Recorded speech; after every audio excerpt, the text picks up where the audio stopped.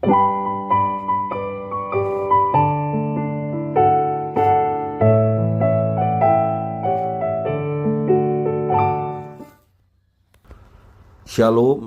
devosi 1 Tawarik pasal yang ke-7. Dalam pasal yang ke-7 ini kita memperhatikan bahwa penulis Tawarik ingin mencoba mempersatukan kembali orang-orang Israel yang telah kembali dari pembuangan, supaya mereka mengingat bahwa mereka hakikat sebagai umat pilihan Tuhan, dengan menuliskan anak-anak dari keturunan orang-orang Israel.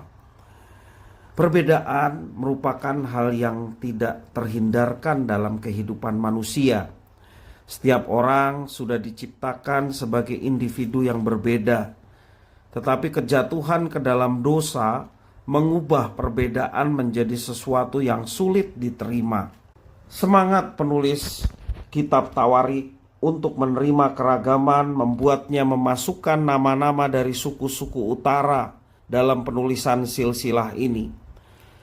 Tema tentang Israel yang menjadi satu, yang tidak terpisah menjadi dua kerajaan, utara dan selatan, ataupun Israel dan Yehuda, sangat mendapat perhatian khusus dari penulis Tawarik ini, sehingga Israel menjadi satu.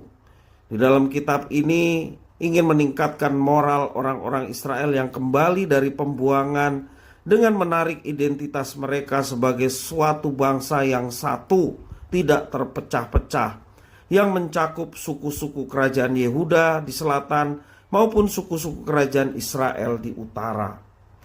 Dalam pasal yang ke-7 ini kita dapat melihat bahwa secara khusus penulis kitab Tawarik mencantumkan nama-nama perempuan, ya, seperti di ayat 13, 15 dan seterusnya.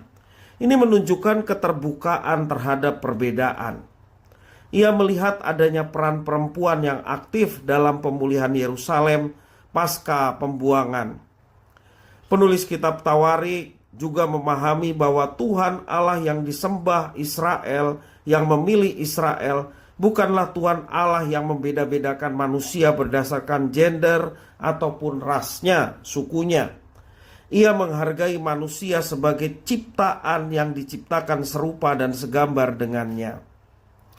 Bapak, Ibu, saudara-saudara, hidup yang kita jalani dalam interaksi dengan sesama pasti akan diisi dengan berbagai macam perbedaan.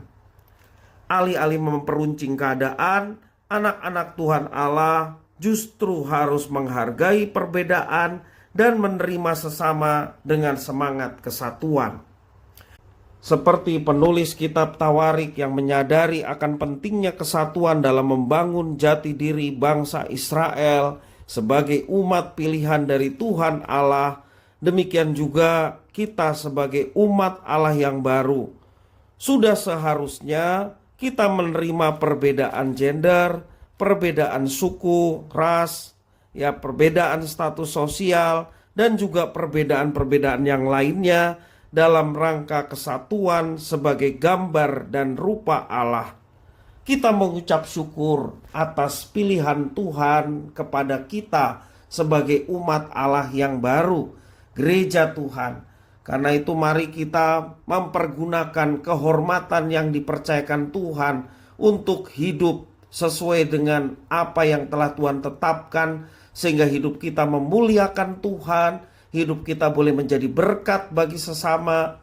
Karena tujuan Tuhan memilih umatnya adalah supaya banyak orang bisa mengenal sejatinya Tuhan yang benar, Tuhan yang berkuasa, dan Tuhan yang menyelamatkan, tentunya Tuhan di dalam Yesus Kristus yang kita percaya dan kita imani.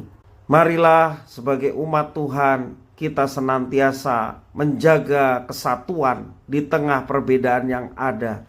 Perbedaan yang ada membuat kita mengucap syukur karena kita diperkaya dengan orang-orang yang berbeda, tetapi disatukan dalam iman percaya kepada Kristus yang membuat kita bersatu dan tetap melayani Tuhan. Kesatuan hadir bukan dari tidak adanya perbedaan, melainkan dari keinginan dan komitmen di dalam Tuhan Yesus untuk menerima perbedaan. untuk bersama-sama melayani Tuhan, nama Tuhan ditinggikan, dimuliakan. Tuhan Yesus memberkati.